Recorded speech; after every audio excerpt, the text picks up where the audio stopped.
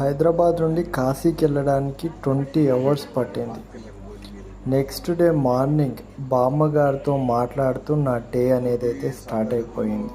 ఈ భోగిలో పెద్దవాళ్ళందరూ ఉదయాన్నే స్పిరిచువాలిటీకి సంబంధించిన బుక్కులన్నీ చదివేస్తున్నారు. ఎందుకంటే వాళ్ళ డే అనేది పాజిటివ్గా స్టార్ట్ చేస్తే ఆ డే అంతా పాజిటివ్గా ఉంటుందని చెప్పి వాళ్ళ బలంగా మరికొందరు తీక్షణమైన ఆలోచనలతో కాశీ ఎప్పుడొస్తుందా అన్నట్టు ఎదురు చూస్తూ ఉన్నారు. ఎందుకంటే ఇది మరుసటి రోజు ఉదయం కాబట్టి. అంతలోనే మనోడు కాఫీ తీసుకొని వచ్చేసాడు.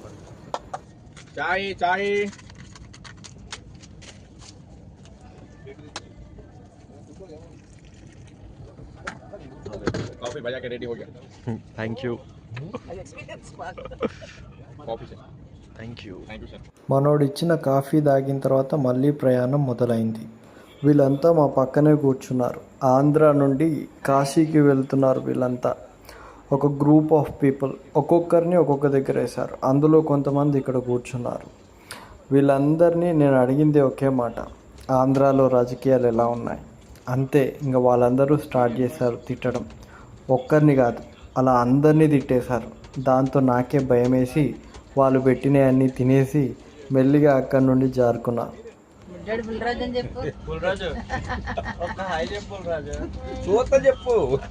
ఇతనే రహీం అంకుల్. నెల్లూరు నుండి కాశీకి వెళ్తున్నాడు. సమాజం పైన మంచి అవగాహన ఉన్న వ్యక్తి తను. సొసైటీకి ఏమైనా చేయాలన్న తపన తనలో ఉంది. ప్రయాగ్రాజ్ అయితే వచ్చేసింది. ప్రయాగ్రాజ్ రైల్వే స్టేషన్లో దిగి అలా చూస్తూ ఉన్నాం. మార్నింగ్ టైం ఆకలి అవుతుంది. బ్రేక్ఫాస్ట్ కోసం చూస్తూ ఉంటే ఆ రైల్వే స్టేషన్లో చావల్ పూరి సమోసా, చావల్ పూరి సమోసా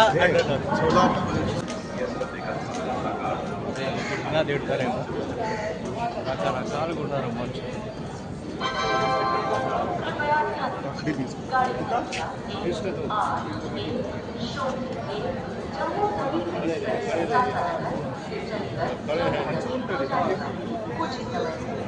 హెల్దీ ఫుడ్ అంట, తీసుకుందామన్నాడు, తీసుకుందాం.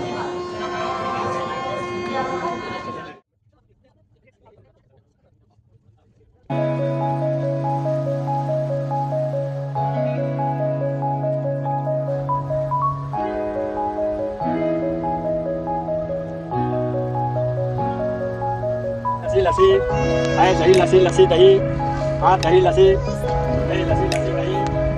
Channel, thank you.